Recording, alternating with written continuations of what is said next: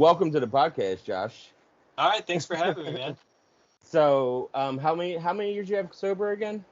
A little over 2.5. I got 2.5. sober December 2018. And what's your story? Like, what was your drug of choice? It was alcohol, for sure. I mean, and relationships, if we can count that. Yep. Yeah, we sure can. I've actually had a sponsee where he went over the steps with his ex's name instead of alcohol. Okay. You literally can. Anything that makes your Yeah. life unmanageable. Think about Sure. it. You have a podcast on the Big Book, you know what I mean? So, like, Yeah. you get it. Like, the word alcohol is only used once in the 12 steps, and it's in the first step. So, as long as you take out alcohol and put in anything that makes your life unmanageable, you can do the steps on that. Oh, sure. I did it with Facebook. Ended up cutting out Facebook completely because of it. But, yeah, I read the Recovery by Russell Brand, and he breaks down just everything that you can apply it to. He's just a fun book, but that My was definitely sponsee and I are biggest- going through the steps that way right now. Nice. Yeah, I have that book. Nice. Yeah, That's it's a what I good mean. book. And we're on we just finished step 2. And because we're not AA at my meeting center, and he wanted to go through the steps, so I have that book and I got it in recovery, and I'm like, you know what, like, let's do a little bit different. And so yeah, we've been going through the steps. What is step 2? Would you like to be unfucked? Right? Would you like to be unfucked? Yeah. Yeah. Yeah. Yeah, I read them off in my podcast because I figure, I mean, there's so many different versions of the steps. There's so many different ways, and I'm honestly, if we can, I guess, go down that road. That was kind of my break. That's kind of my breakthrough in the fact that I just didn't feel like a higher power was necessary for this stuff, because you can apply the steps in different. There's so many different versions of the steps. There's so many different higher powers that you can choose. Then I felt like that meant you could choose no higher power, right? If it's not even subjective to a certain kind of faith, then no faith should be just fine as well. And then I find that there's fucking 100 different steps out there. Same kind of idea of doing the inventory, doing self-care, figuring out how to actually have a conversation with yourself without being detrimental to your own character, and how to fix things. Like it's pretty much the meat of it. And then and then make sure that you're helping the next person that's struggling on the same shit. Yeah, like it seems pretty straightforward. Yeah, being of service, praying meditation, and like praying meditation doesn't have to be prayer like people think it is. Everyone thinks praying meditation is a sign of the cross and sitting on your knees at the end of the bed. You know what I mean? Like prayer to me is just talking out loud with my subconscious. You know what I mean? That is the big book version. That's the problem with the traditional big book and traditional AA is they can say they're non-religious all they want, but if you're ending a meeting with the Lord's Prayer, like that's as Christian as you can get, or Catholic or whatever. They don't do that everywhere though. They don't. They don't. But the group conscious is usually hard to fight against on that one, as I've experienced, because this isn't my first stint in sobriety. I was in sobriety I was in AA for 8 years before, and then again, a few years before that. So I've had plenty of experience in the program and been in, I've started meetings, I've helped, been on the GSR, I've gone to the big committee stuff, and getting that taken out where you're not saying the Lord's Prayer is a toughie. If it's been there for a while, people don't want to change that. And that's fine. Like I've grown to just kind of accept that. But, you speak of like the prayer thing, having that kind of, ideal attached to it. And that's, because the book has Christian prayers in it. Like the literature that's approved has Christian versions of prayer. So that's what hits people the second they come in, is like, you better find Jesus specifically, but we're not religious, and that turns a lot of people off, man. Like, it turned me off for a while. I wouldn't even for step three, when I did my step 3, I refused to say let go, let God. And my sponsor was like, what you come on, I need to hear you say let go and let God for us to just move on to step 4, which is a way more important step. Like, this is easy. I just need you to say and believe it. And I said, no, I won't believe it. Yeah, I was like, this is easy. I just need you to believe in God. I was like, I will lean into let it be so hard I'll get it tattooed on my arm. But I won't say let go and let God, but I'll say let it be, like the Beatles, because I connect more to that, and it's the same idea. And I'll commit to it so hard it'll be tattooed on my arm next time you see me. And he was like, fine, that is absolutely fine. Just do that. Yeah. So there it is. And It's You know? right there. Let it be. Nice. So Yeah, I wasted that no kind time. of rigidity, that kind of adherence and strict rigidity, and like I get the whole sponsorship kind of process, right? Like you want to sponsor how you were sponsored if you can help it. I had the benefit of my sponsor who took me through this last time. He wasn't atheist or even humanist, but he was just non-religious. He was an religious guy, and so we went through the book as it's written, and I saw the importance of that, even though I wasn't going to really get into the God stuff. But he let me fucking work it out. Every time a God thing came up, or every time a Christian thing came up, we talked about it. He talked about it from his kind of anti-stance, and I talked about it from like just trying to understand where they're coming from, because belief is powerful, man. Whether you believe in God or not, like there's people that believe that they can run faster than somebody else. If they believe it hard enough, they're going to fucking run faster than somebody else. Like, it's just kind of how that works. So it can be applied to anything, whether you're, of a spiritual nature or not. So we talked about this stuff, and, he came away a lot less like vehemently against religion. Like, he came away just like, okay, like religion's fucking weird, but I don't have to hate it. Like, I don't have to have this resentment. Like, we worked through his resentment, and that did a lot for me, because he wasn't just like sponsoring me. Like, you do what I say and you're going to stay sober. If you don't, you're going to drink. Yeah. Like, he wasn't doing that. He was learning with me. And that's what I think the purpose of this is. It's like, yeah, I'm supposed to help the next person, but I'm not their fucking parent. I'm not teaching them in a way that's like, you better do this, or if you're going to fucking die, man, I don't know what to tell you. Like, that old school fundamental kind of process doesn't work for me. Luckily, it seems that even AA as an organization is kind of moving away from that. As the bottom raises and younger folks start coming in, the old folks, they can sit in that corner and be all upset that they, as upset as they want. But at the end of the day, people are staying sober despite all the bullshit they were saying you had to do. So, yeah, it depends on the area how many old timers are going to find that run a meeting or not. Yeah. You know what I mean? And by run a meeting, I don't mean they're a secretary or anything. I mean run the meeting over in the corner in their little like like the Muppets, the two guys in the balcony. Yeah. That's any old timer that they're sitting together, mumbling together, just talking shit. It'll be like a super positive meeting, and people will be sharing their experience, and he'll be like, I died twice before coming here. Life sucks. I'll tell you all about it. Yeah. It's like, dude, I'm sorry you went through that, but come on, man. Have you smiled since then? What the fuck are you doing here? Like, come on. Yeah. I go to, on occasion, there's, I like real old school fundamental stuff. I don't sit there and make fun of it. I try to learn from it if I can. Though there are funny parts, obviously, that I just can't fucking help, but, come on. I like going to the inner city ones. Yeah, there's one here. It's called Scully's, and it's super old recovery there. Bill Wilson's been there a few times before he passed away. A couple of the other old timers. One of the person that gave the house over to the AA sort of organization that runs that kind of stuff was like one of the first, not the first 100, but just after that. Very old recovery. So it is old meeting style. It's like how it was in the 40s. Like, and it's such like the Oxford group meetings. Kinda, yeah. I mean, well, by the 40s they were running their own AA style groups, but there was like the three sections. There was like the non-God group, because there was some atheists that started the program. There was the super Dr. Bob super religious group, and then there was the Bill Wilson kind of like mix of both. And this is like definitely the fundamental God type, Dr. Bob style. Mm-hmm. If it's not in the book, if it's not explicitly in the book, you better not even say it. Like you better only repeat the words that have come from the book as if it were holy text. Yeah. And it's such a trip going to a meeting like that, just to kind of get like a barometer, because there's another meeting here where there's people that throw shit at each other, and like when you're reading the preamble, like their job is to mess you up, and like in order for you to even share, like they have this zombie leg that they pass around and throw at each other. There's a bunch of punk rock kids, in there, and so there's just this level of absurd fun, and it's hardcore sobriety. Like people that are there super, I mean they're working the program, but they're having fun in this meeting. And then you've got the other end where it's like, if you don't say the words as written, get out. It's like that in LA. There's so many different groups like that are really, really strict, big book. And then there's groups where, like, I used to go to this meeting in Venice all the time.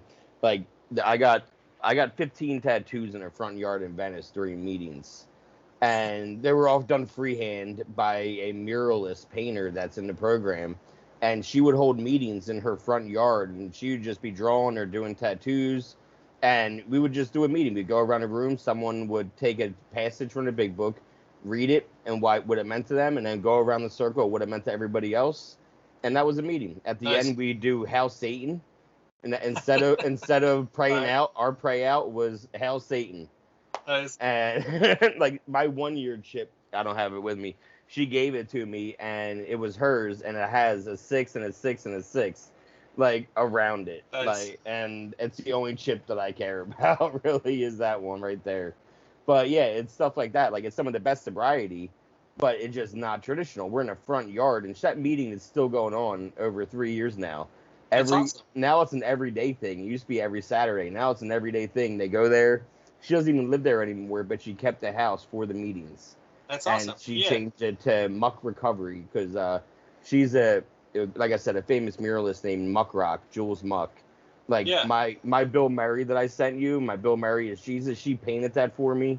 I have a bunch of commissions that she's done, but I have like 17 tattoos also from her. That's awesome, man. And yeah, I met her at a meeting. She was talking, and I was like, I want to know more. Like, what do you, like, you're painting? Like, I looked you up, like, you're amazing. She was like, oh, come by my house, and then like I'll give you a tattoo. Because like I had just gotten when I first got out of rehab, I got Progress Not Perfection as a tattoo. Like, walking down the Venice Boardwalk, I was in LA, saw a tattoo shop, and that was like my mantra in rehab, in detox. And I was like, I need to get that. And then so she's like, oh, that's cool, you have fresh ink. I do tattoos for fun. I was like, okay. She's like, yeah, just donations are fine when you're new in sobriety. I don't care what it is. So I'd give her like $20 and she would give me a tattoo. Nice. And yeah, that's how I got to Let It Be so quickly. I was like, hey, I got to do my step 3. Can you do Let It Be for me? She was like, hell yeah. That was the first one that she did for me. Nice, man. So when did you start drinking? Oh, shit. Well, technically, when I was like 3, my family was really young when they had me, my mom and my dad. So I grew up in a party house. And I think the joke is I was either 2 or 3, and I came up with an empty shot glass, and I said, more. And I handed it over to someone. Whether that's true or not, like, that's just like my first experience with all that stuff was at a very young age. The first time I drank with intention, I think I was, 12. My grandparents had a liquor cabinet, and I bounced around a lot when I was younger. When my parents split up, I bounced between my mom, my dad, and my grandparents. And my grandparents were pretty heavy drinkers, but they were at least functional. Like, they had jobs and they didn't, go to jail regularly. And so I got into their liquor cabinet and found, most kids, I'm sure, who end up going down this road learn that they can take a sip off of everything, and it takes a while for those levels to start going down. So they were gone out doing something, and I got a couple sips in me, and I was like, oh, this is what everybody is talking about. Okay. And started doing that. I'd cop like a little buzz. I never got drunk off it, but I did get to the point to where the levels went down enough. I started to have to fill them up with water. And it was funny. My grandma's like, she said something like, if you're going to drink all my alcohol, could you not put water in it? And I was going to say, like, she knew right away. Like, they're going to notice regardless. Like, yeah, it took a minute for her to get to that point, but yeah, her reaction wasn't like, "What the fuck's the matter with you?" It was like, "Hey, could you not, ruin? Yeah, could you not ruin my cream de menthe?"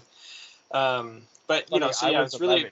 I didn't steal on liquor too. Captain and Coke was like my first drink at 11, and we would watch The Outsiders, my friend and I, and he would sleep over my house, and we would steal Captain from the basement, pour a little bit, and make a Captain and Coke, and yeah, we would get a strong buzz from it, and we enjoyed it. But I never wanted to put water in it because I figured then it would be more noticeable, as opposed to they would be like, oh, I don't remember the last time I drank. I was drunk.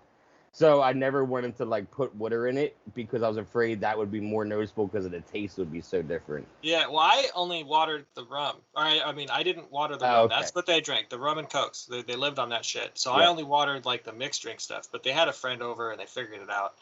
Somebody who didn't drink rum and Cokes, and so the jig was up. But it was shortly after that. It wasn't very long after that, maybe 14 or 15, that I got my first drunk. And it was at a small party with some friends. They had 151 which was, pure nightmare fuel for somebody first drinking. But man, all I remember is like that hit, that feeling of like warmth spreading all over my body. And it was a girl that had given me the drink that I was having a hard time talking to. And then all of a sudden I didn't have a hard time talking to her. And, I just I felt so comfortable all of a sudden. And that's the biggest thing I remember is like, oh, I feel really comfortable with this. I don't feel so anxious anymore. I don't feel so out of my element. I didn't go after it hard after that, but I definitely, that feeling stuck with me. So when it was time to drink, I was all about it. And so is that when you really took it out of hand? Or you were just somebody who partied, or? It was a little more of just somebody who partied, because I was still living out in Sandy with my grandparents. And then when I moved back to Portland, because that's the kind of area that I lived in, Portland, Oregon, I met like this whole crew of just dirtbags that were just dirtbaggy like me, and we went at it pretty hard. I had gotten drunk a couple times with the help of my father, who thought, as long as you're drinking at home, then that's fine. So he'd buy me alcohol every once in a while, and that was a different kind of drinking than what I ended up doing with my friends. That kind of drinking was, we'd get up in the morning, hungover, barely able to move, with the full intention of, the only cure for this is to get more alcohol. And then to go out, I'm 17 years old, going out there. We're trying to find whoever can buy us some more liquor. Yeah. That was our whole mission. And, it didn't matter if we worked or not. If we worked, then while we were working, someone else's job was to make sure we got alcohol. Yeah. And they'd be there before whatever I was doing closed. Wait outside the store for the homeless guy. Give him an extra $5. Yeah. Whatever it took. Or if we could, we'd steal it. We couldn't steal hard stuff, but we did plenty of beer runs as kids. Mm-hmm. And then when the drinking got to a point where that was like our lifestyle, we started just sort of migrating. It became like little nomads, taking over living situations. I didn't know how to connect with people. My parents were fucking basically sociopathic with me. Like, they barely acknowledged my existence unless it was of a direct reason. My dad had forgot. My mom and my dad split up. My dad would forget my birthday. He'd forget that he made plans to come see me. So I had that kind of abandonment bullshit to deal with. My mom went down a different road. She got super heavy into meth and just couldn't be bothered with me. And then my grandparents were, they were stable, but my grandpa did not know how to talk to a fucking 14, 13-year-old kid. He'd get real drunk and he'd say real derogatory shit to me. And my grandma wasn't emotionally available. So while I learned little lessons from them, I learned real bad ones too. And so as I got older, as a teenager, I just gravitated towards anybody that would fucking listen to me, essentially. If they gave me attention, then I was like, okay, cool, I'm fucking going to take this person hostage, never let them go. Mm-hmm. So this little group of ours, when drinking came on the table and that became just how our life was, I just embraced it 100%. And found that, they were co-signing all my bullshit. So as much as I was needing this alcohol now to feel normal, like it became my new normal, they were feeding into it by upping the ante. It was now a contest to see who could outdrink each other. It was just a part of our daily life, was to just go out and get more alcohol. So did any of them resent you getting sober? Like, I know people I partied with growing up, like, when I told them I'm an alcoholic and I got sober, they were like, you're not an alcoholic, I could outdrink you, and I'm not an alcoholic. Yeah. So this was back in high school. It's a long time ago. They resented me for a very vastly different reason. Okay, you'll get to that, maybe. Yeah, they resented. I mean, our drinking got to the point to where, blackouts were regular. This kid that I got real close to, him and I had like just this off and on again thing. Like, when we were sober, we were best friends. Like, we were right on the same page. And then when we were drinking, it was like, I didn't like violence, so he was always pushing that button, trying to get me to fight him. And but at the same time, like, he was really comfortable around women. He was really good with women. He was really good with other people. He's very outgoing, very gregarious, good-looking dude. And I just became obsessed with wanting like what this guy had. And what I started hearing in the background, though, was that, like, while he was good with women, he was very aggressive with women. He was very pushy. He'd get drunk and he wouldn't hear no. And that started to become the story that we were hearing. And we confronted him a few times and he denied it. You know, when it's your best friend and you're a bunch of little scumbag kids, like, it's easy to just like, okay, we believe you. And we were at a party, and someone that I knew that I was really close with, you know, I either overheard or she said it directly. I can't remember. It's pretty foggy. The whole night's pretty foggy. Yeah. We were at a birthday party, and she said something along the lines of, "It's okay, he was drunk." And I didn't have any more context. Maybe I did, and I don't remember it, but that's all I needed. And I was like, okay, cool. It's over. It's go time. So I waited till he wasn't paying attention, and I stabbed him. I decided I was gonna just end things. I was gonna take his place. My brain was so fucked up at that moment. Like, there's stories where I was like pacing in front of him, and I was like talking to myself, and I just was like muttering, and I was talking in different voices, and like just completely on a whole other level. And I remember briefly thinking, if I do this, if I kill this guy, then I can just take over and everything will be fine. Like, in my brain, I thought that if I did that, then then I wouldn't have any repercussions to face somehow. Like, it was so easy to convince myself. That's like mafia rules. Like, you kill the boss and you become the boss. Yeah, or schizophrenic shit. Like, I don't know, man. It was just, it was obviously not sane. It was obviously not normal. Well, I mean, you were drinking hard every single day. Your brain wouldn't be right. Lots of LSD, but despite all that, like, I wasn't doing anything to fix any of the issues that were swirling around inside my head. Yeah. And so that culminated into me doing a lot of harm to somebody. And you know, I stabbed him. And where did you stab him? I stabbed him in the throat. Okay. I stabbed him a couple times from what it sounds like. And this is all blackout fog. And I mean, I've talked about this with other people, and they're like, "You're kind of cold about how you tell this story." And it's like, well, no, I don't think so. To me, it's a story. Like, I have never had that emotion. My emotional connection is to the damage that came after, not to that event, because I wasn't there for it, essentially. Yeah. And then, so, I mean, I was so out of it that when I have like these little snippets, right, that I do remember, little brief windows, and I was upstairs in the bathroom. I have my hand under the sink, and there's somebody like washing my knuckles because I had cut my hand somehow. And I remember looking out into the open bathroom, and one of my friends was walking by, and she was crying, and I just remember looking at her and going, "Why are you crying?" And she's like, "You just tried to kill my best friend, you fucking asshole." And I was so confused. I was like, "What are you talking about?" And I remember feeling that confusion. Like, I remember just feeling completely lost in the situation, like not knowing why I was there, not knowing why my hand was cut, not knowing why this person was mad at me. Just disassociating. Completely like it wasn't even me. And, you know, I remember being like getting my blood drawn for the alcohol levels, and they wanted to take toxicity. And then I remember being in the detective's office. And the first time I was in there, I remember this conversation we're having. Like, they're asking me all these questions, and I don't really know why I'm there. I can't like place why I'm there. They asked me questions about the kid, and I remember answering the questions and being really confused by why they were asking me. I was like, why are you asking me so many questions about me? Is he okay? And they're like, "What do you mean, is he okay? You stabbed him." And I was like, "I fucking did not." I was incensed. I was like, "There's no way that I did that." And I got super mad and like started throwing shit around and kicking stuff, and they had to take me out of there. And then they did this a couple times, and it wasn't until like the third time that I was in there that I knew why I was there, and stuff was finally starting to get a little clear. And but wait, did he not, like, was he not aggressive towards females?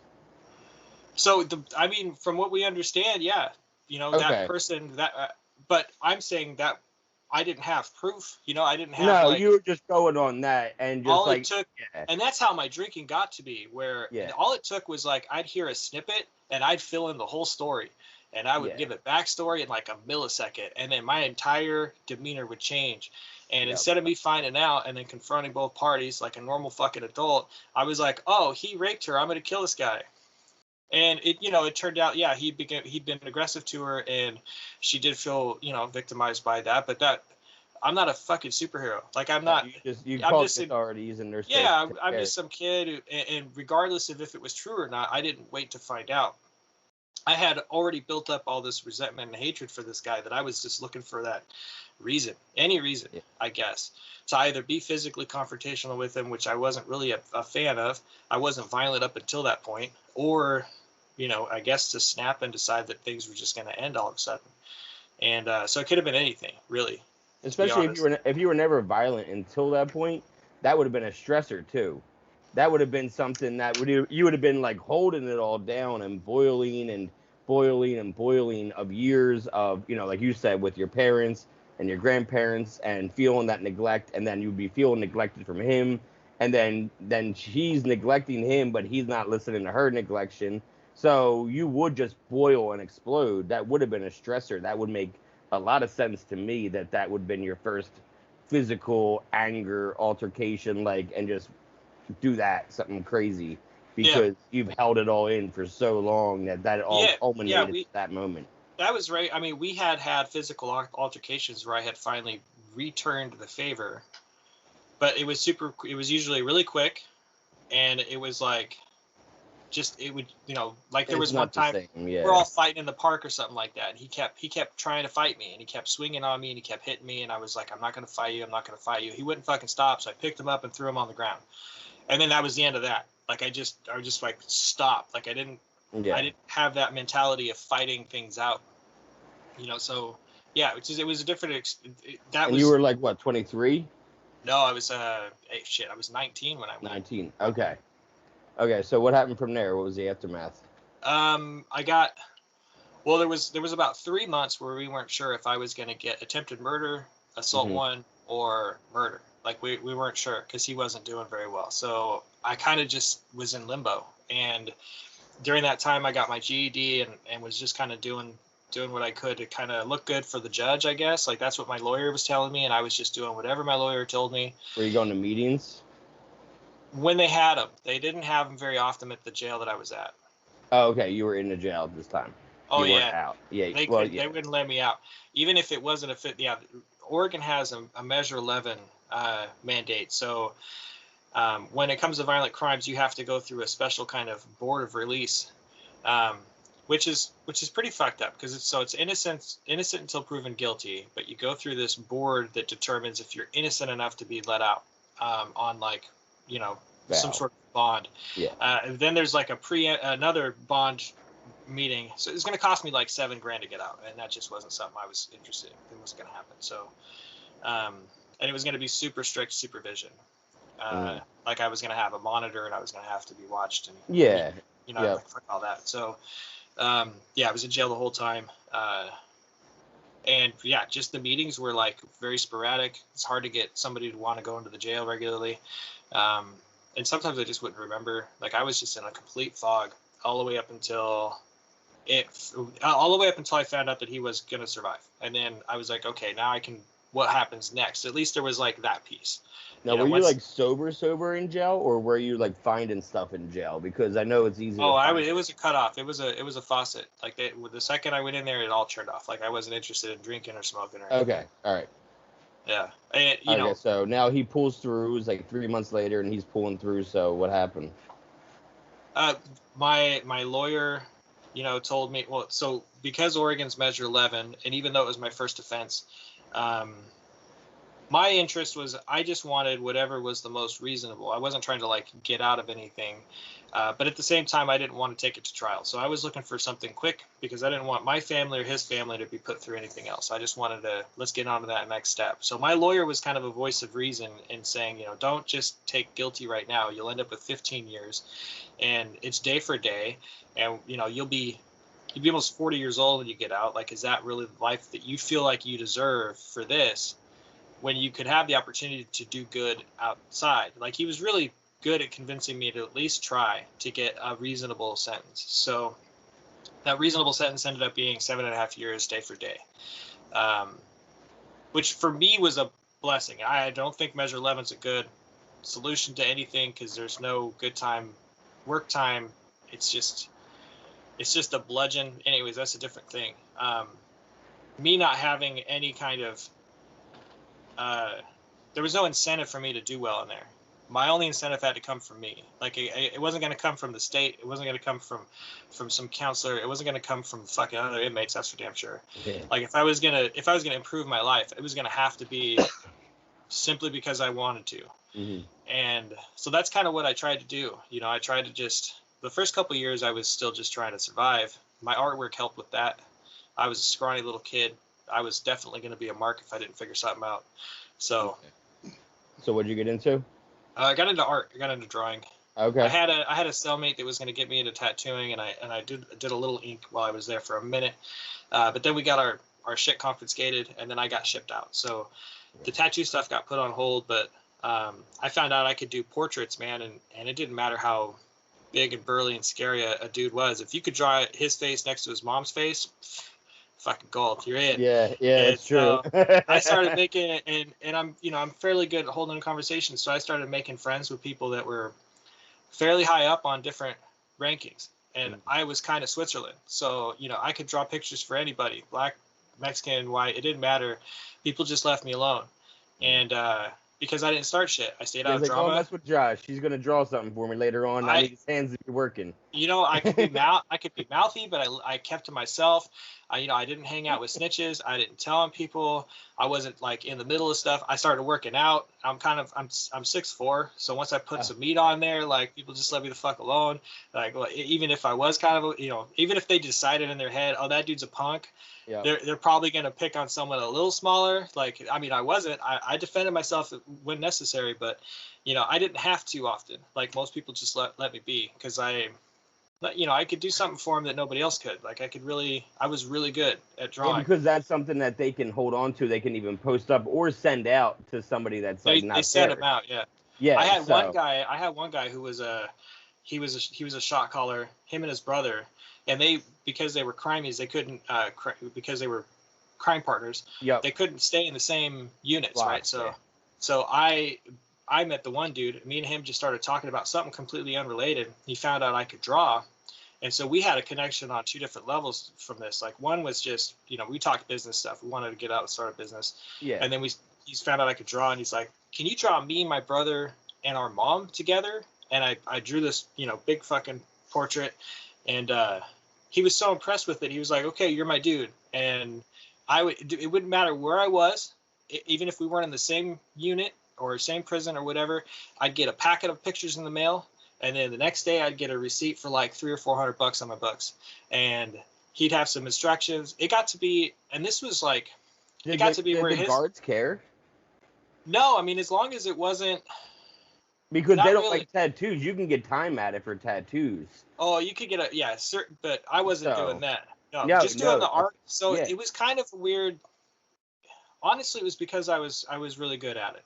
I think I got a lot of free passes, and I got involved in different art projects. But more on the. So I was doing these portraits for this guy for so long that his mom started to come visit me once a year, just to say thank you, just to physically say I really appreciate this, because visits were such a big deal that she made the trip a couple times, and I was like, that completely changed my relationship with people. Honestly, it was like, okay, so this dude beats people up for money. Basically, like he's a drug dealer, he's a fucking gang leader, but I've somehow made this connection with these people where he now wants to get out and just start a fucking business. His mom is coming in just to say thank you, and my last interaction with people was like trying to kill somebody. You know what I mean? Like there's a big window where I started learning that it just takes a little bit to do a little bit of good, and then that good starts making its fucking way back around.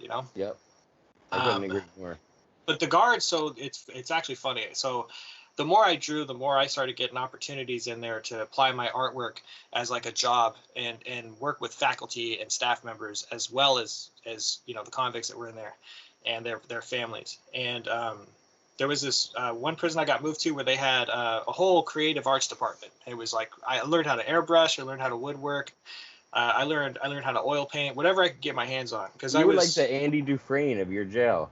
I mean, I had enough talent on paper. When I showed the guy, he's like, "Yeah, come in here. Whatever." We had a little shop that we sold our stuff to, and that would fund our little shop. So whatever I made had to be sellable. Yeah. He's like, "You can do whatever you want." So I started messing around in there, and then while I'm doing that on the side, I'm still making cash doing portraits and stuff. Well, this guy comes and he shows me this coffee painting that somebody did.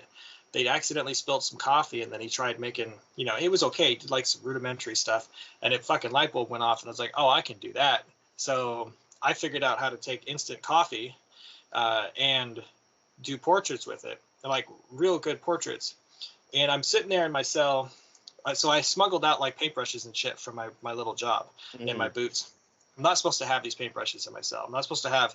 I had like this little tiny like blade. It's like, I don't know, the size of your pinky nail. Yeah. That I was using to cut the hairs on the paintbrush so that I could customize my brush and clean up the edges, because paintbrushes are all irregular when they're cheap. Yep. So I'm in there. I just fixed this brush. I was just using it. I had the blade out. I had the brush out on my little counter, and I was looking at my painting because when you're all up close to it, you can't really see it. So I set the painting down, and I was over by the door. And I had this timed in my head with my normal guard. So I knew that I could do this for 2 hours before the guard did another round. And I'd have to kind of clean some stuff up and then wait for him to walk by and then bust it all out again. Well, that guard was on vacation. I didn't know that. So we had a new guard doing just random cell checks, just popping doors to scare the shit out of people. And I'm over by the door. My door pops. I'm like, well, fuck, here we go. Like, there's no way I can explain this. And the dude comes in. And he does a little quick lap, and he sees the blade. His hand goes to it. He sees the painting, looks back at all the stuff that's on the table, and he's like, I'm going to need you to explain to me what's going on here. And I told him, well, I'm using instant coffee. I used the blade to help cut the brush. I know I'm not supposed to have this stuff. I understand it's going to be a write-up. And he's looking at the painting, and he's like, you fucking painted that in here? And he just wouldn't allow his brain to really connect with that. And then he's like, man, you just keep doing what you're doing. I have a weird relationship with art. Like, it was definitely a big reason of my survival in prison. So I have a connection with it that's different, but yeah. I've tried a few times to get back into it since I've been out. And it's just, I even got into tattooing. I don't know if you could see. Yep. Yeah. Like, I did that on myself. Oh, that's awesome. And then I just was like, okay, well, tattooing's cool. I'm never going to do that again. Like, it's just my brain's weird like that, man. No, but so the coffee creative painting, writing, that happened for me. Like, I wrote 2 screenplays.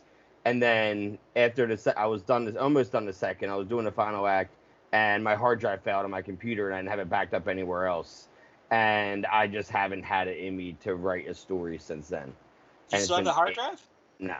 It's been 8 years. Oh, shit. It's been 8 years. And then I got into writing stand-up comedy instead. Because I was so broken. I was even more broken after that. I was like, I just need to be funny. Because I can't write. That was a whole, movie about con artists.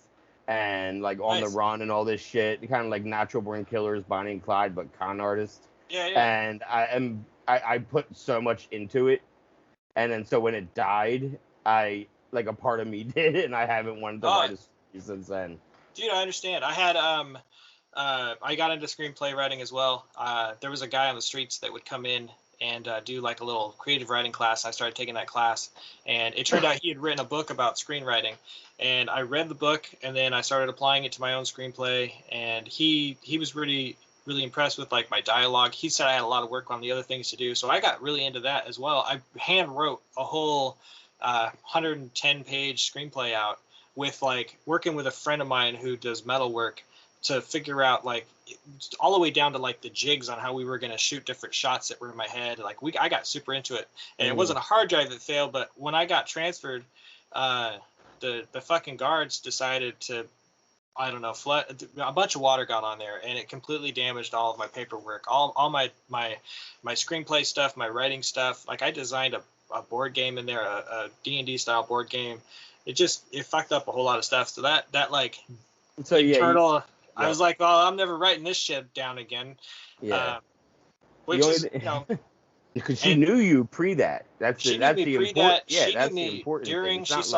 She saw all the work that I was doing. Yeah. I led a conflict resolution class outside. I was a part of that change. And that makes total sense that she would feel that way. In her mind, she was seeing that if I'm backsliding and giving lip service to my sobriety, that it's possible all this other stuff is now on the table that I've just been lying about. So now I took the negative instead of me doubling down and proving, because I didn't understand how to really take adversity. I took that to mean, well, cool, I'm going to embrace not the violence, but fuck it. If I'm just going to be this felon, then why even really bother? I left her place. I moved in with my mom at fucking 28 years old, and I even remember talking to her. While I'm talking to her and she's telling me this stuff, I'm picturing in my head the alcohol I'm going to go get. Like back in the day it was Sparks. I don't know if that's even a thing anymore, but they had caffeine in it. It was Sparks and Four Loko were these just murder beers. It was like 8% alcohol. It was a lager, and it had not a lager. It was whatever it was. It had caffeine in it. I in my mind was like, well, that's what I'm going to go get. That just came out, and she's talking to me about the fucking end of this relationship and like all this serious stuff. And in my head, I'm like, cool, man, this is my, the faucet's back on. Let's go take care of this drinking thing. And I went back out for 10 more years. Like I didn't have any periods of sobriety that were intentional outside of like here and there where I felt like I was drinking normally, which just would perpetuate it. There would be periods where 6 months would go by and I wouldn't have any major issues. And then it was always that one time I'd get real drunk and do something stupid, not wreck my car, but like damage something or. And you were living with your mom? I lived with my mom for a couple months, and then I moved in with a buddy of mine, and then You were in Portland, right? Yeah. Did you ever get into anything besides drinking while you were there? Well, before, yeah, I mean, like in the last 10, like in that 10-year span, I mean, there's a lot more things that are out now than back, like when you were a teenager and available. So I was really scared of meth. My mom went after meth real hard. She got to prostituting and was like living on the streets, and so I was fucking terrified. I convinced myself that if I did meth, I was gonna die. Like it was just gonna be like I was a no-go. Same with heroin. But I got into LSD when I was younger, pretty heavily, and mushrooms. And I got into no uppers. Yeah, mostly drinking. Yeah. And I had like a weird relationship with like opiates. Like I had been prescribed codeine pills and Valiums or Vicodins and shit.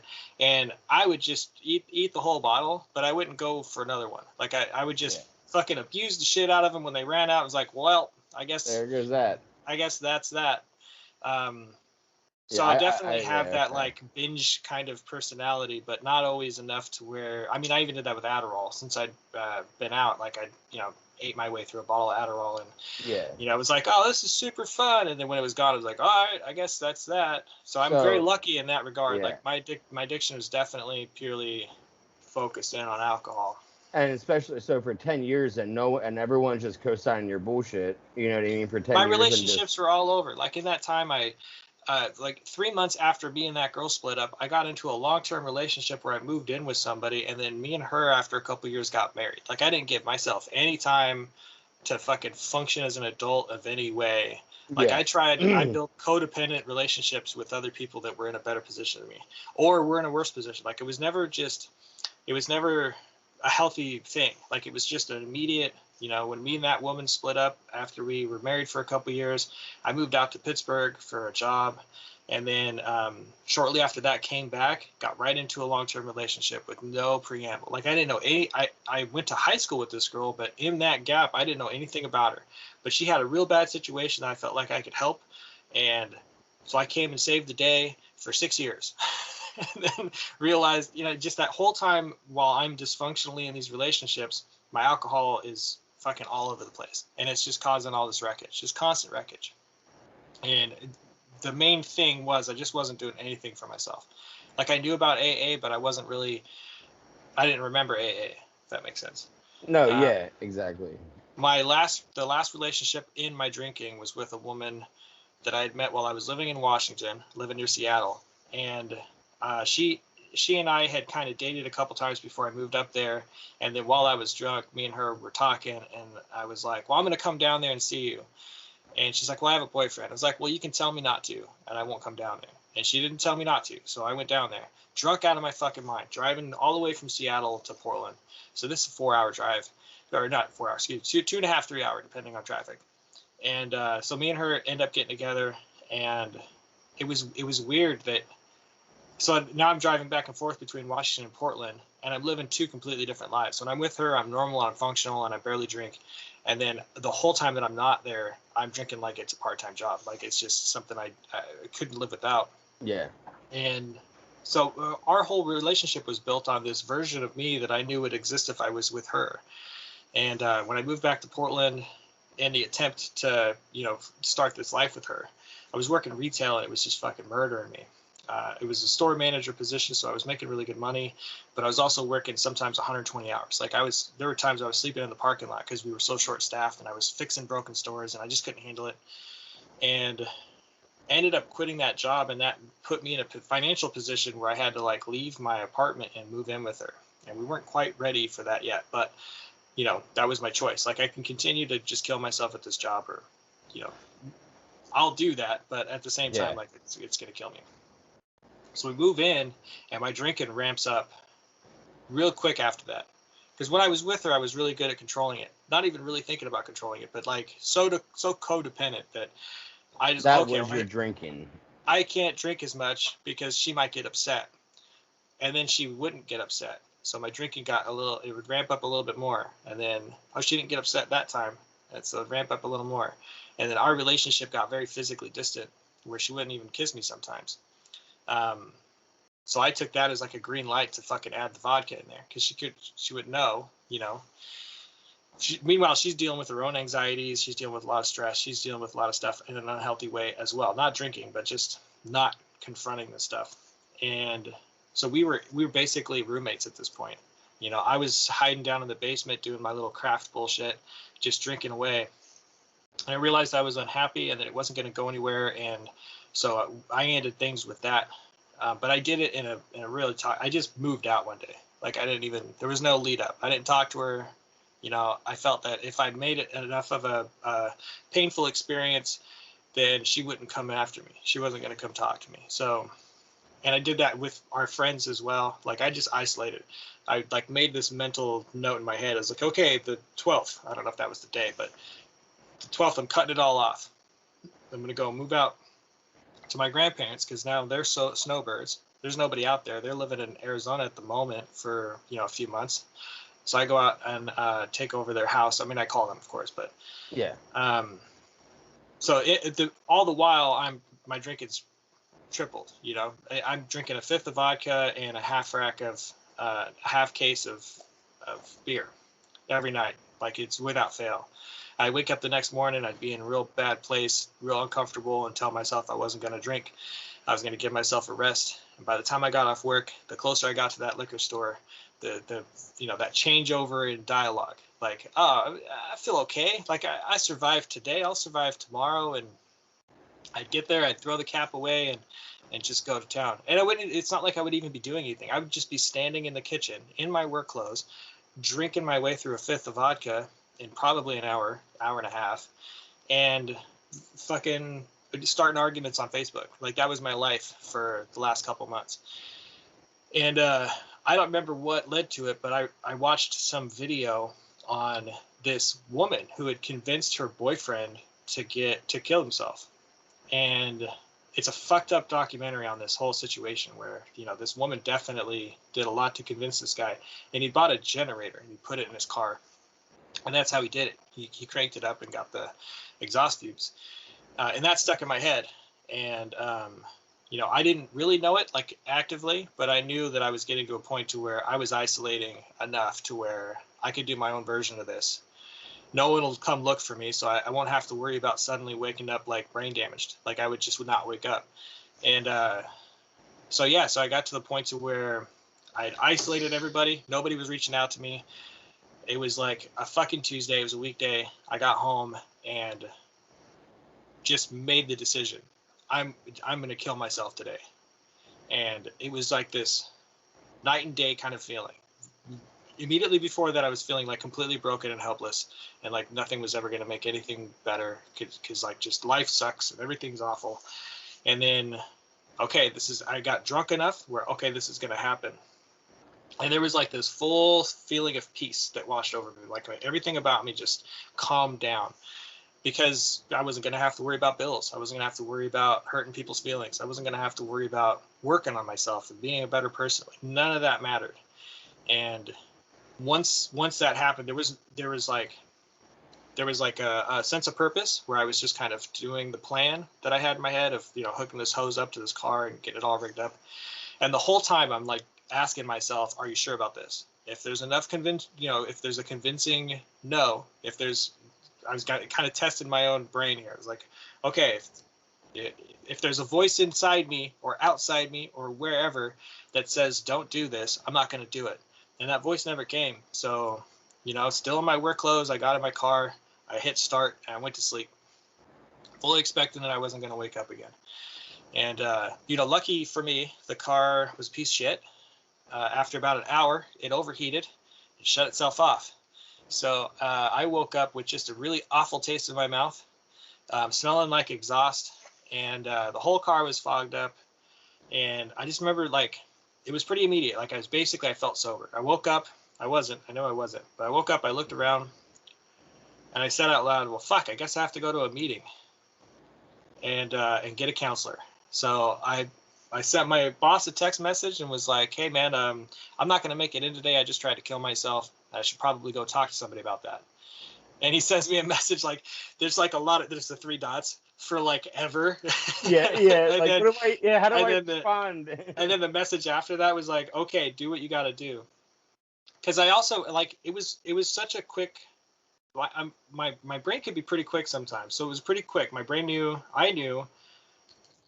Okay, if I was just willing to kill myself, then I need to not be willing to kill myself, and I'm not really sure that I'm at that point yet. So I better tell a bunch of people. And so I told them. I called my friend, and I was like, hey, this is what just happened. I need to tell you so that I don't, so that I know that I'm not going to do this again in a few hours.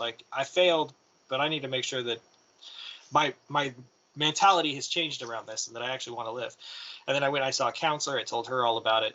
She was really weird. This is counseling's just a weird thing, man. The first thing the lady says is, well, I think I should call the police. And I was like, why would you call the police? I obviously don't want to kill myself right now. I just need to talk to somebody about it so I can feel safer that I am past this.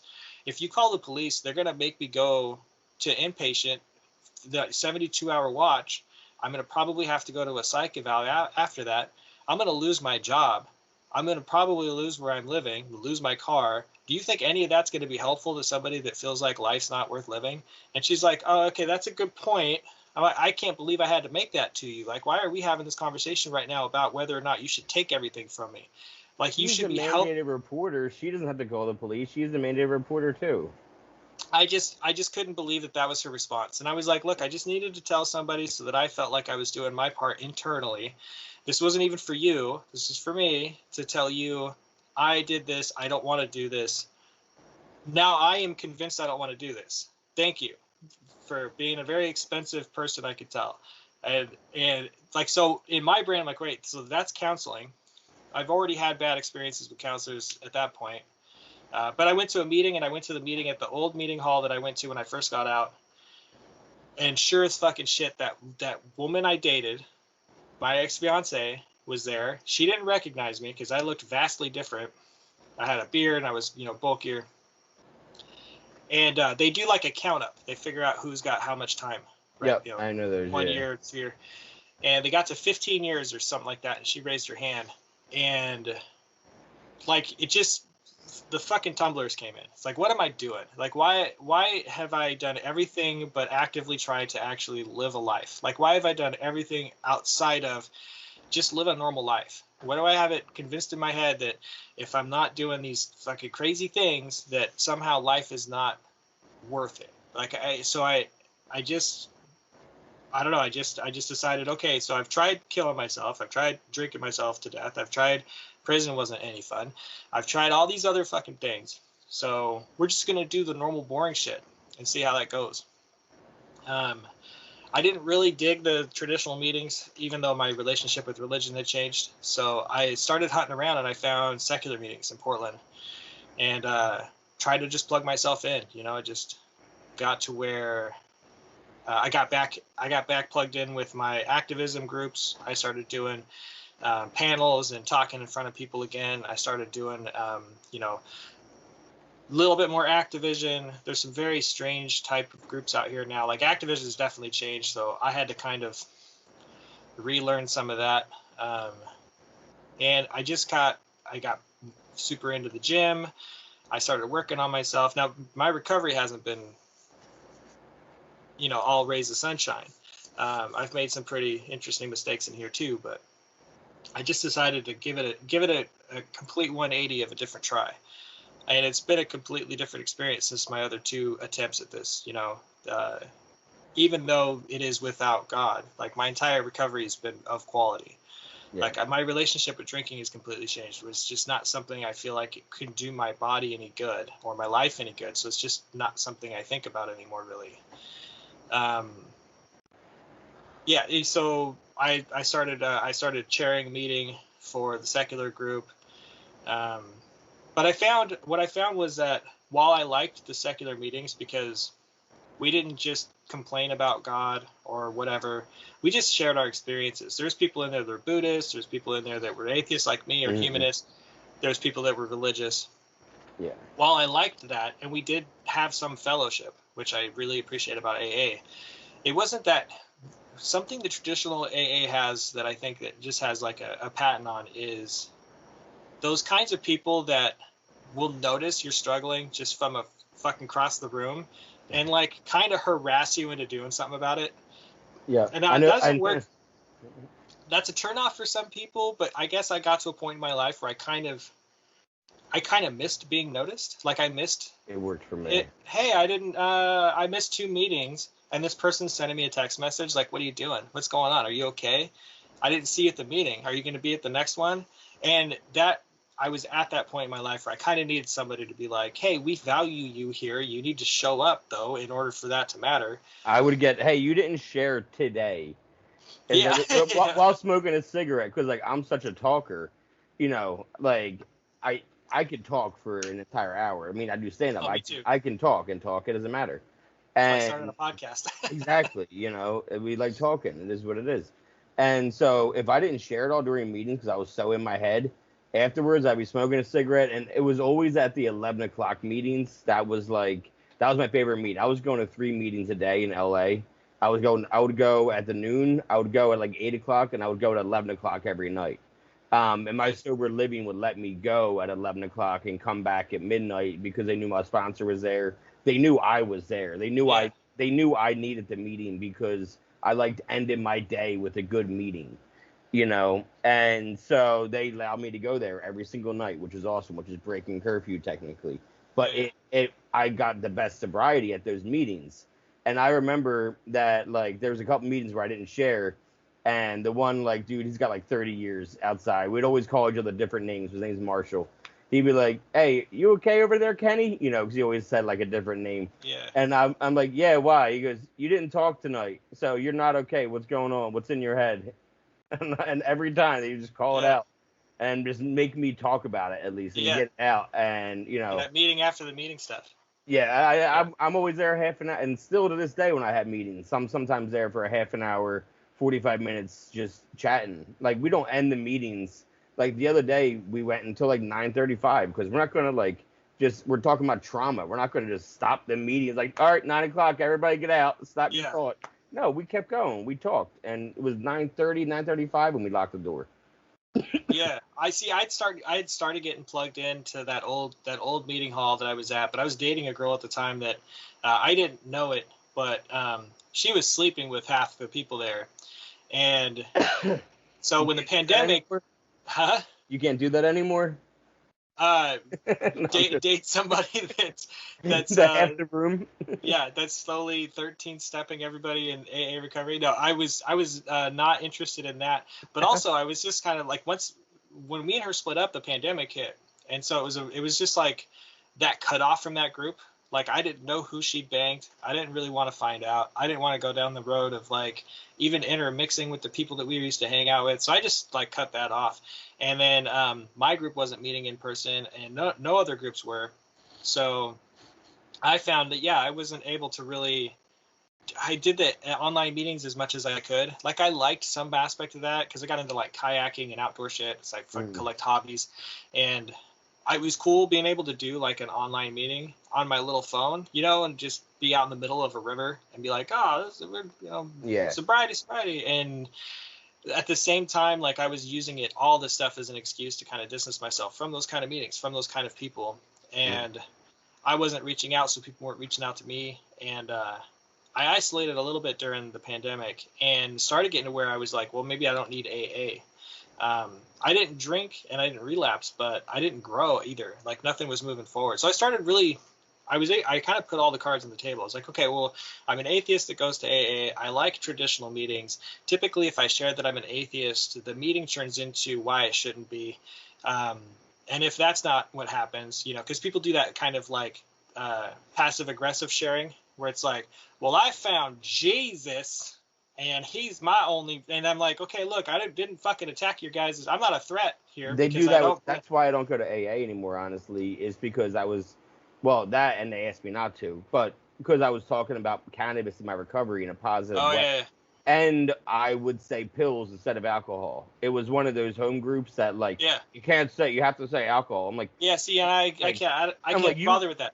like, you want me to say and share about how I drove 2 hours to get alcohol because I couldn't find any alcohol close by, so I had to sit in traffic and drive 2 hours because there was no alcohol close by. Yeah.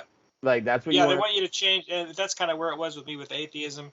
But yeah, the same kind of thing with like, I would mention outside substances, and they'd be like, look, it's singleness of purpose. And I'm like, well, don't tell me that, and then have me read Bill's story, and you know, talk about his pill addictions, because multiple people had either addictions to morphine or they had addictions to pills. They used sedatives, heavy sedatives mixed with alcohol. And like, if they weren't even perfect in their sobriety. I mean, was it Dr. Bob was so miserable, or which one was so miserable, like 15 years in, that he had to write the 12 traditions? that was Bill. Yeah, he was just miserable. Oh, right? his depression was real. Now that's different though. His depression. He was the type that needed to constantly work through his depression, and he was learning that AA wasn't going to help him with that. So he wrote a lot of literature that ended up helping people as a way to help him through his depression. Now, when he passed away, he had dementia and he was begging for a drink, and people use that as a reason why AA is not going to, you know, AA doesn't work because even the founder. Well, the motherfucker was suffering from dementia. You ask for a lot of weird shit when you're dying while not really capable of understanding where you're at.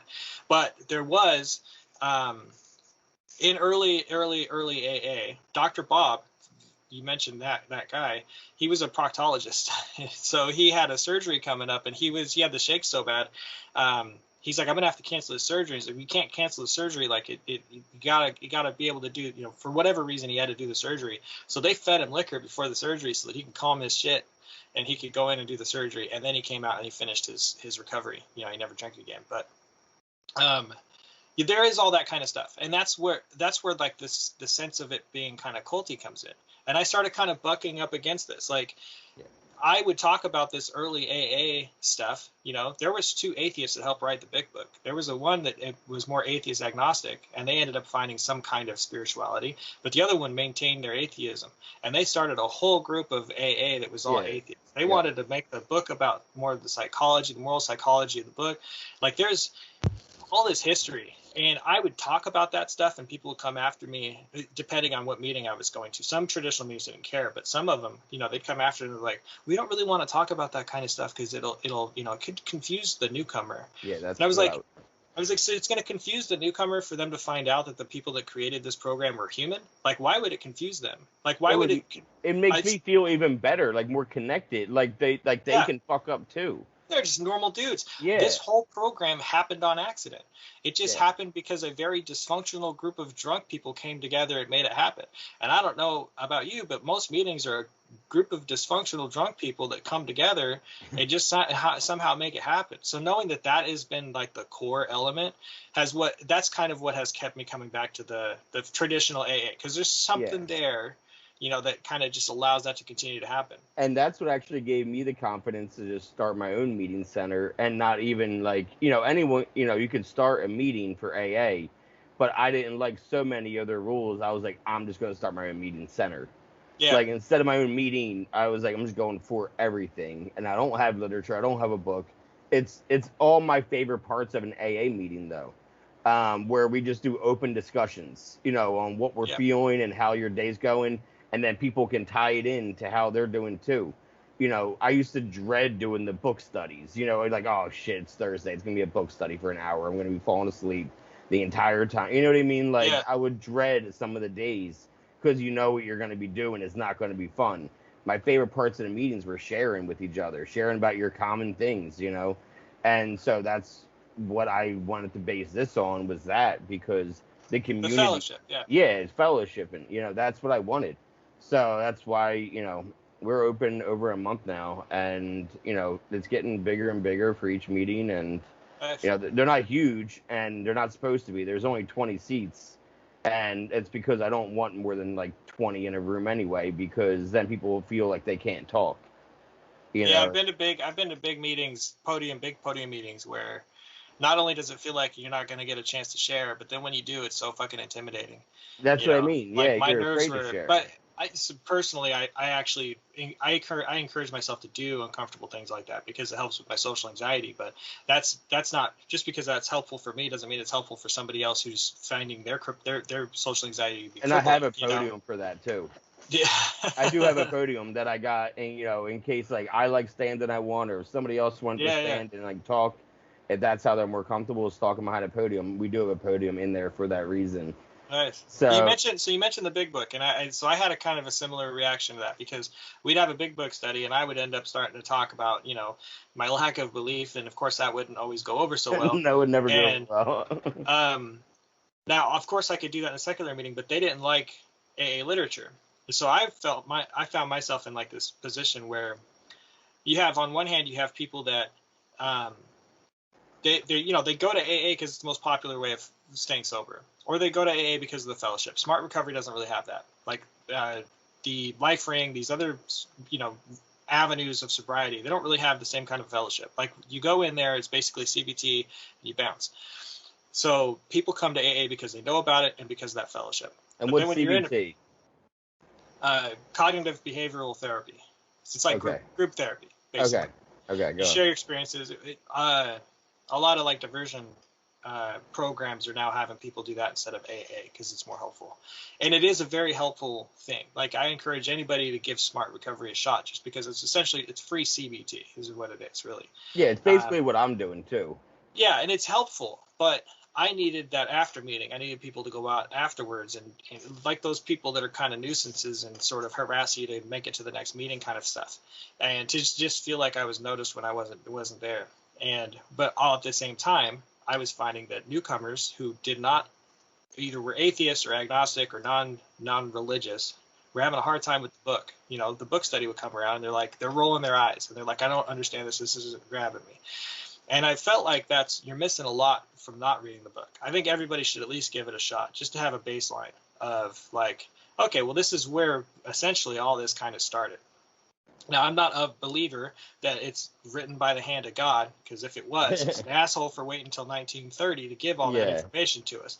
But I also believe that there is a lot of rawness in there that can be really helpful to a newcomer if they can get over the God stuff. So that was the purpose of my podcast, was essentially just a book study, because that's what me and my old sponsor would do.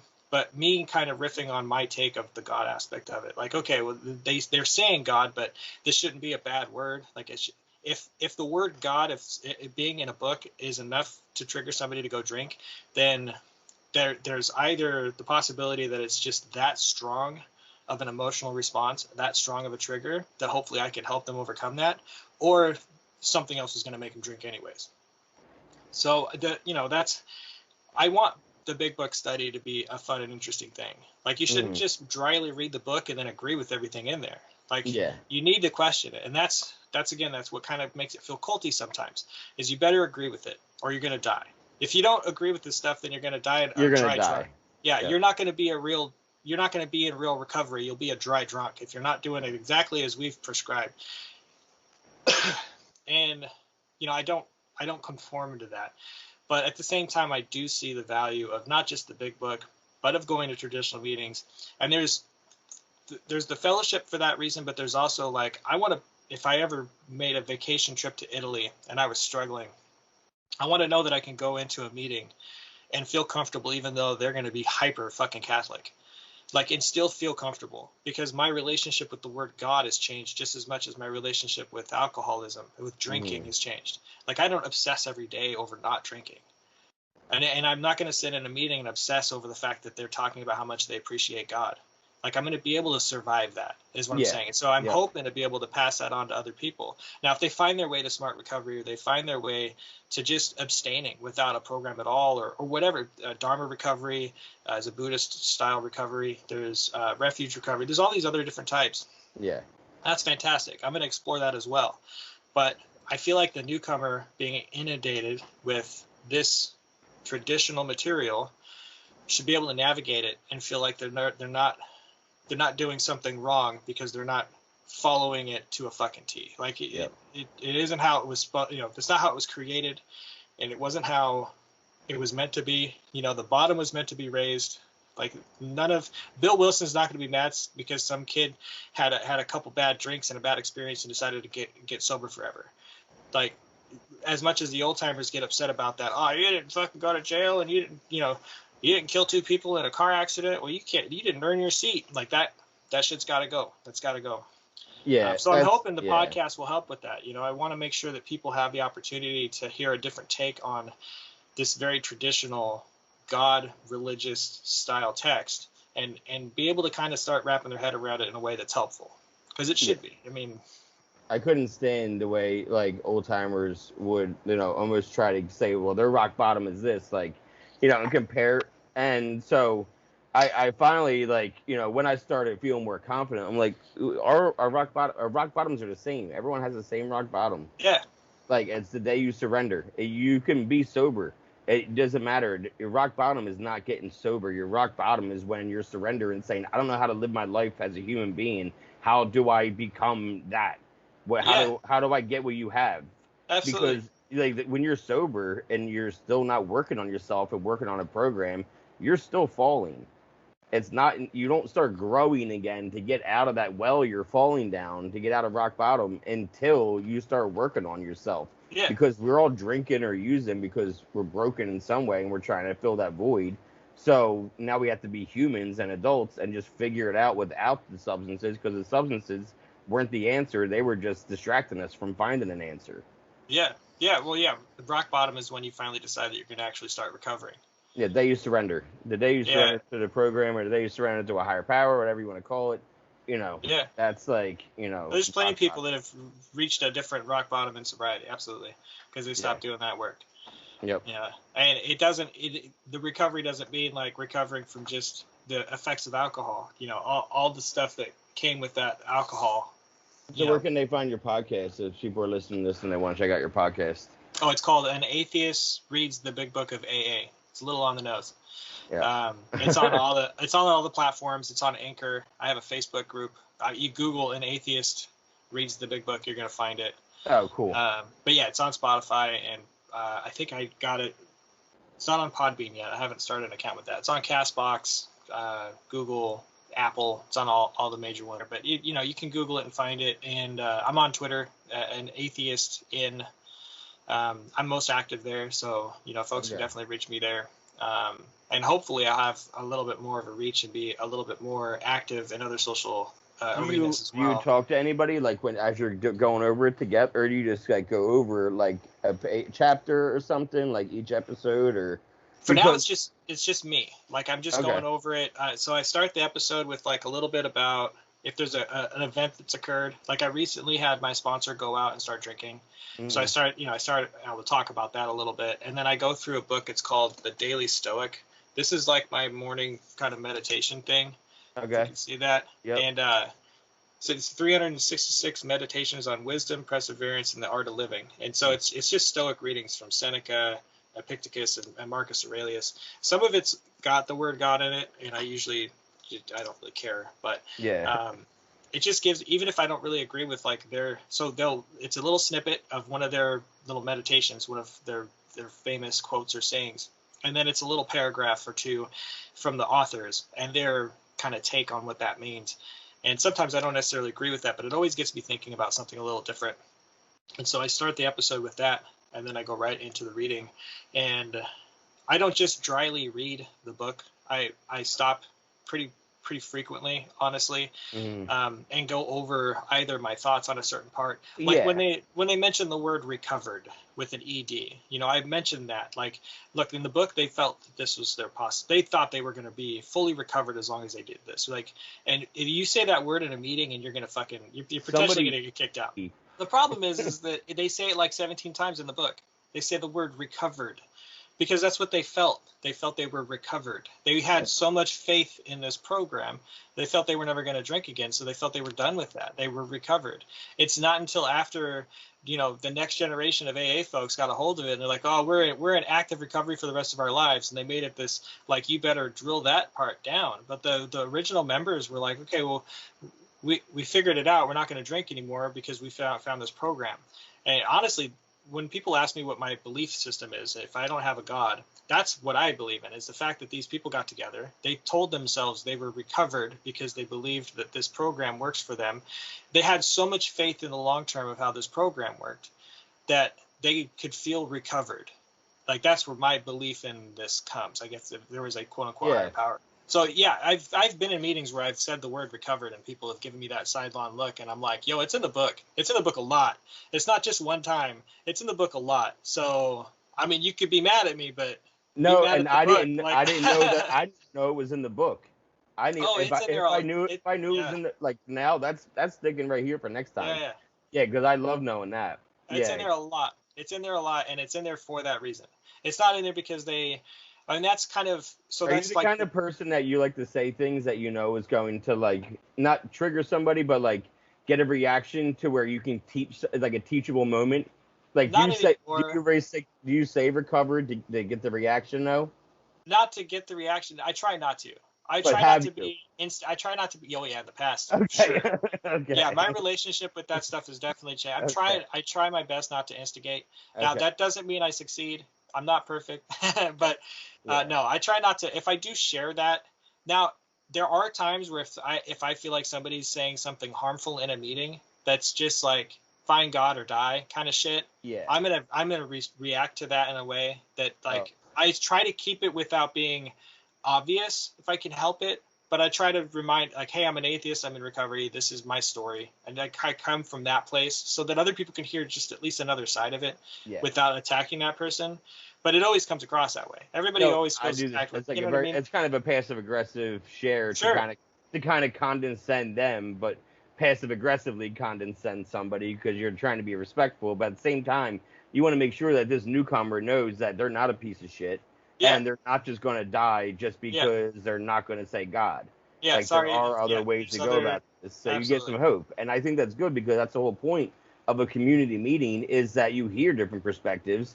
You have the person that needed Jesus or they were going to be dead, and you have the person that needed to be furthest away from Jesus as possible, and then you'd be alive. Yeah, well, someone will come up to me after a meeting and ask me. It almost happens. It depends on how religious the meeting is, but almost every time someone will come up to me and be like, "So you haven't found God yet, huh?" And it'll always be the yet. Like, they'll always throw like a little thing in there, and they'll start challenging my belief, and then they'll ask me why I don't believe, and blah blah blah. And I'll usually end it like, we'll have a little bit of back and forth, and I'll be like, the difference is I haven't gone up to a single person after any meeting and asked them why they believe in God, and I haven't challenged a single person at any meeting on why their belief isn't going to work for them. Yeah, that's the difference. And if that's the type of thing that happens when I do believe your version of this religious experience, then I don't want that. That's not what I don't want to have. I don't think I want to believe in a deity that requires its foot soldiers to constantly drill into other people that they better believe or die. That's just not how my brain is going to work. I wouldn't want to support that anyways. But that's the biggest, like, I guess, the biggest difference. Like, I might speak from my own experience, but I'm not going to try to do it in a way that's like, you all are stupid.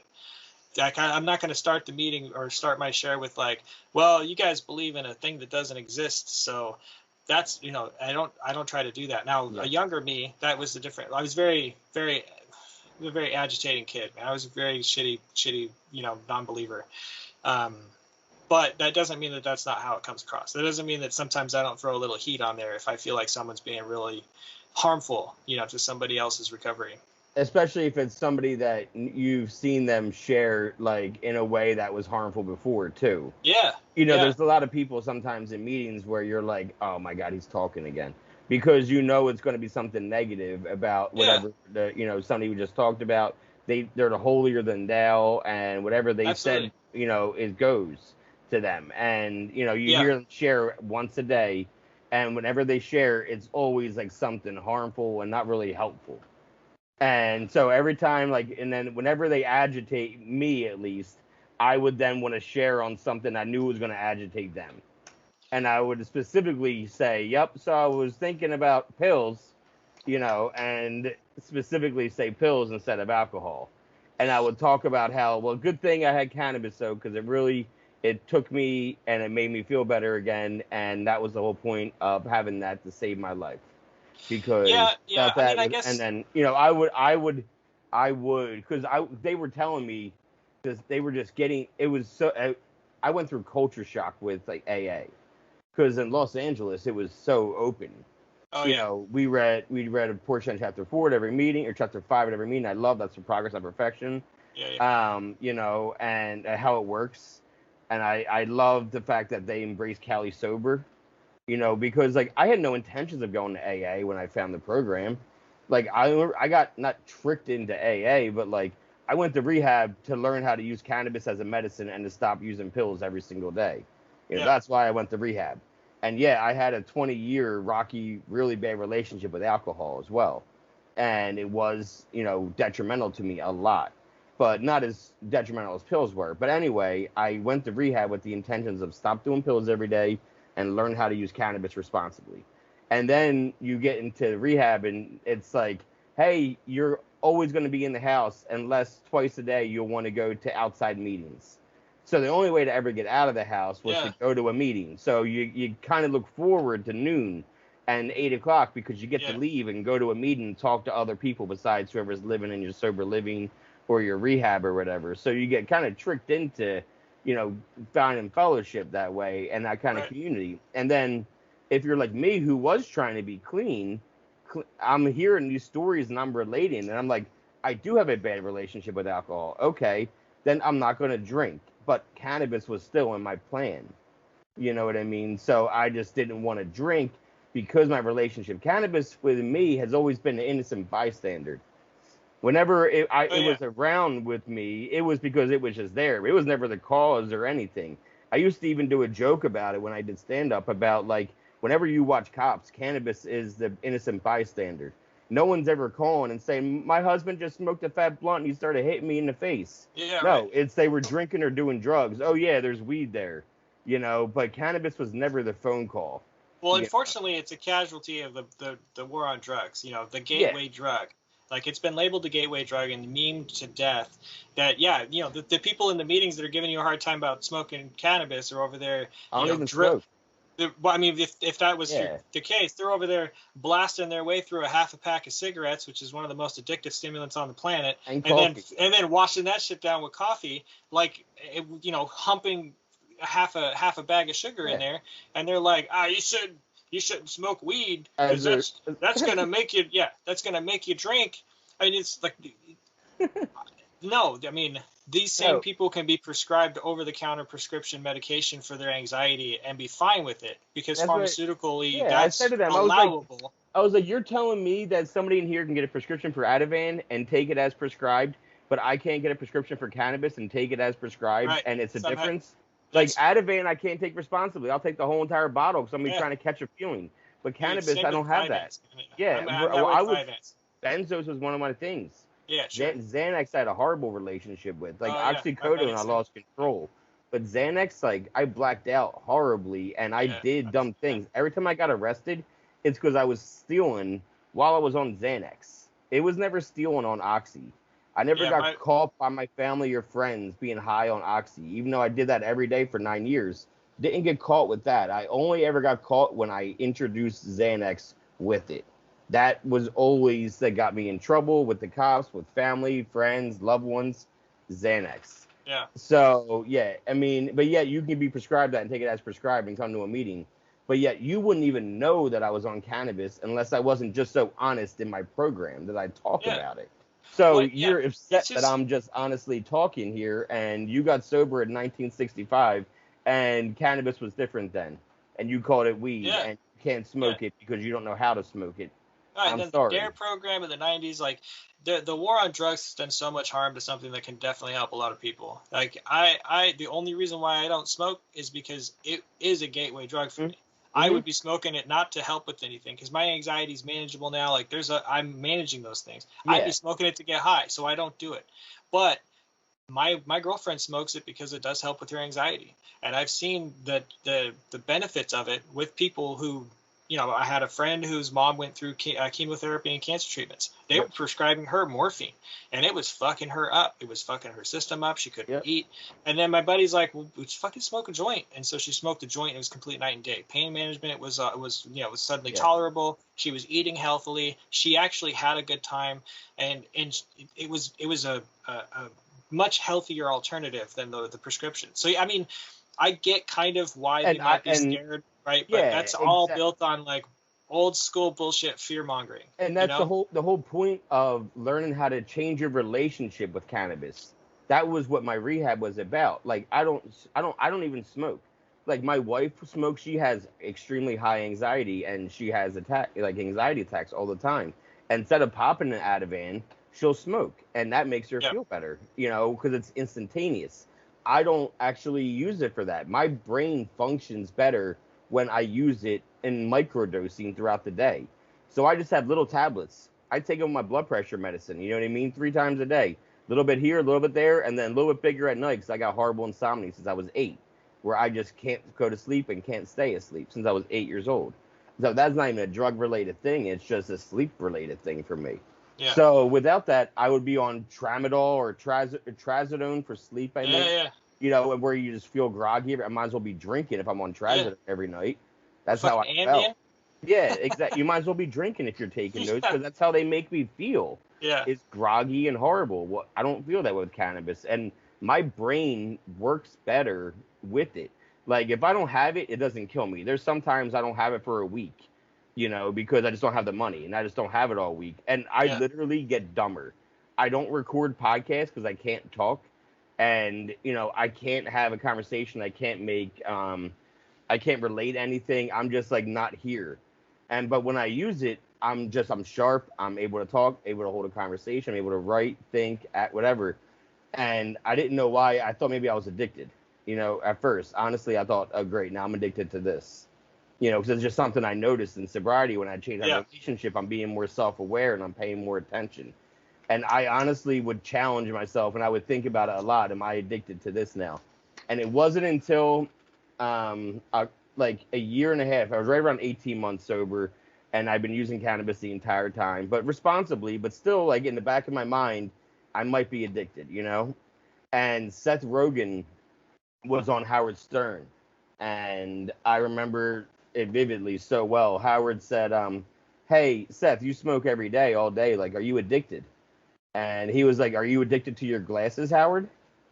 And he was like, what are you talking about? He goes, I need these to see. He goes, yeah, and I need this to think. Without that, my brain is all foggy, and I'm not sharp. I can't write. I can't really even talk or have good conversations. So I use it throughout the day because it helps my brain actually process and think, and it makes me who I am. So, asking me if I'm, addicted to it is me like asking you if you're addicted to it. Just because you can't see my brain doesn't mean it's not a muscle that needs some help. Just like your eyes need help or something needs help, this needs my help. And I was like, that's it. That's how I felt. And I needed an explanation that made sense, that I wasn't an addict and that was just medicine that helped my brain function, because without it, it's foggy. Yeah.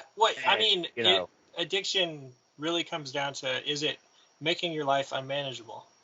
Yeah. Is what you're doing making your, and that's why, like Russell Brand can apply that to anything. Like, you're not, I mean, you could watch porn every day, but is it getting in the way of your relationships? If it's not, continue to watch porn every day. Like, there's no reason to make. I did. Not the full one. No, I watched an episode with somebody who was sober from watching porn for about 18 months now.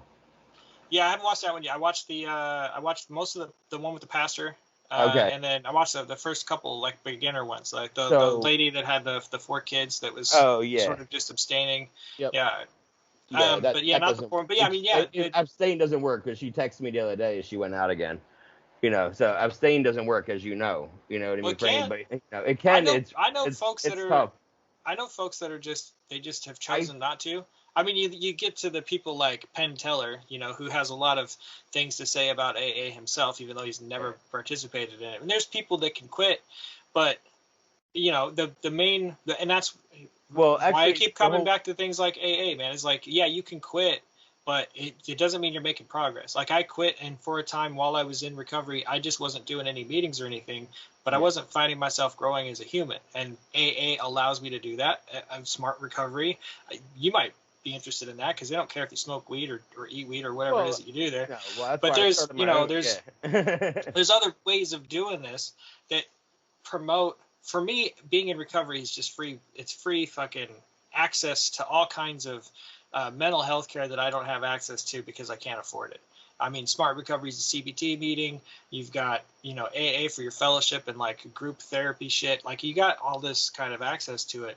And that's the part that's missing. People can abstain and that's fine. But if they're not doing anything beneficial for themselves, it doesn't have to be a meeting. But if they're not doing anything, then that's where they get the dry drug from. They're just somebody who's not drinking. They're still an asshole. That's fine if that's working for them. But if their life is continuing to stay unmanageable, right, then there's other things they need to look at. Yep. That guy, he was in the middle of the country, middle of nowhere, trying to stop watching porn. And so meetings aren't like in a city. You know what I mean? If you're not in a city, there's not like a lot of, especially for Sex Anonymous. Oh, and you can't go to just regular meetings as a sex. You can, but you can't really share. You can't really start talking about that stuff. And then SA meetings are weird too. I've been to a couple of SA meetings, and that's a tough one. That's stopped because AA and CA. Those were his two meetings that helped him. CA, Cocaine Anonymous? Yeah. Yep. Yeah, those two meetings actually were the meetings he went to regularly because they were every day. So he could do 90 and 90, and he could actually learn something. He just had to say alcohol. He's like, I just had to say alcohol instead of porn. So, but all the behaviors were the same. He goes, everything was the same. I couldn't believe how much I related. He goes, the only difference is, their bodies had been, through a lot. My body had, he was addicted to porn. He wasn't addicted to sex. He was married the entire time. But, in that marriage, she like shut off the computer from him. You know what I mean? He couldn't do anything with the computer. He was stealing cash from his restaurant that he was working at to buy magazines. Yeah. Because he was that hard up to watch porn. Yeah. And that's the insanity, and that's the disease. That's the life's unmanageable. You're stealing hit that job. Dopamine. Yeah. Yeah, exactly. Yeah, so Cocaine's Anonymous, that makes sense. It sucks that you have to I do not agree with the fact that he felt like he had to substitute the word like that just comes back to the whole atheism thing and having to substitute. Well, don't talk about the fact you're an atheist. Just use God while you're at the meeting. If I fuck off, I will not. Like I'm not going to change my identity for you for an hour just because it makes you uncomfortable that I'm not conforming. And I hope he finds a meeting or a support group that allows him to actually be authentic in who he is and say what he's addicted to and not be judged because there's like fucking rules that nobody talks about. And I talked to him about that, and he said the nice thing is I'm 18 months in now, so I don't need a meeting every day, so I can hit the SA meetings and actually talk and chair a meeting and feel like I'm contributing and being a secretary, nice. Because now he has some time and now the COVID's lifting, so there's more meetings popping up again. So he's able to actually hit, the one meeting a week that's SA and feel good for the week. He's not somebody that goes every day 18 months in. Yeah. I mean, and there's a big difference between when you are in a meeting every day. I mean, I already feel it again after a month of going to meetings every day again because, like, I hadn't been to a meeting really since I left AA at 13 months. I left AA in 12 months. At 1 year, like, basically 1 year and a week, I was done with AA. And I drank again at 13 months. On my 13 month from being clean, I drank. Oh, man. And I went and got a 6-pack of Twisted Tea, and I poured 2 out. Saying, fuck you, I can pour them out. I'm not an alcoholic. You know what I mean? Yeah. You qualified what you're about to do. Yeah. Yep. Yeah. So, and then I drank for about 9 months, not alcoholically, at the pool, you know what I mean? Or like with dinner, it wasn't like I was being detrimental whatsoever. My wife had a bad relationship with alcohol for a while before we met, and then had started to get it figured out before we met, and then she was like, "Oh, cool, you're sober," and then so she kind of, but then she had nothing. She wasn't with me at night I drank, or anything. That had nothing. It was just purely, I want twisted tea, and I'm gonna grab it. I'm just hanging out by myself on a Saturday. Why not grab a 6-pack? And it was like late May, so it was like nice out. You know what I mean? So like yeah. So that was the only reason. And then on 2/29, I woke up hungover.